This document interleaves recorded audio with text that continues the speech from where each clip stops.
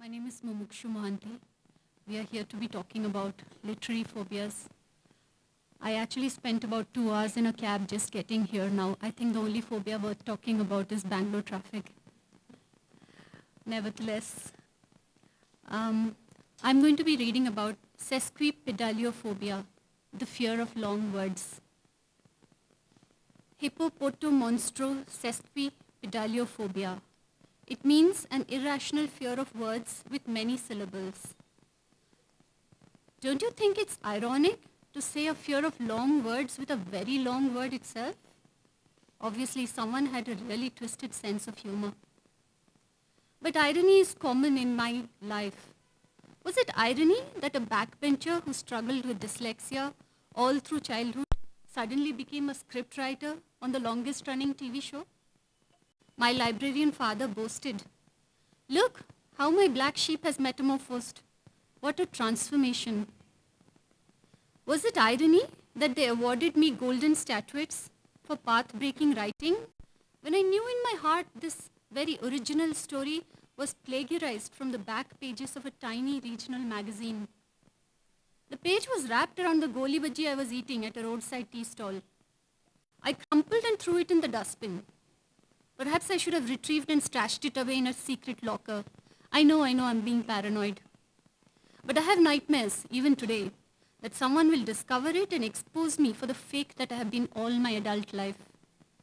God forbid the original writer will haul me to court and shove my sorry diabetic ass to jail. I almost went, That was around the time I stopped writing and made more money distributing movies instead. The movie business is an enchanting mistress. First day, first show goes well, and you're on a high. I bought a big house, a swanky new car. I acquired friends and relatives overnight and drank with sycophants and wannabe artists. Lakshmi Narayana Shetty, that shifty financier, was one of them. He convinced me I could produce super hit movies. Not to worry about the cash flow, he would manage it. No, I won't pretend I didn't know he would channel underworld money. But that mistress I spoke to you about, she had me in a snare. I was so drunk on confidence that I mortgaged all my assets to finance the films too. They had to be hits. After all, I had written them. Are you surprised I lost everything?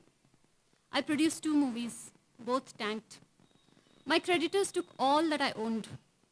Just when I thought it couldn't get worse, Lakshmi Narayana sent me a legal notice that I owed him a couple of crores. He claimed my check had bounced. What check? I didn't remember writing a check, and that too for crores. Didn't I mention in the beginning that I have an aversion for long words?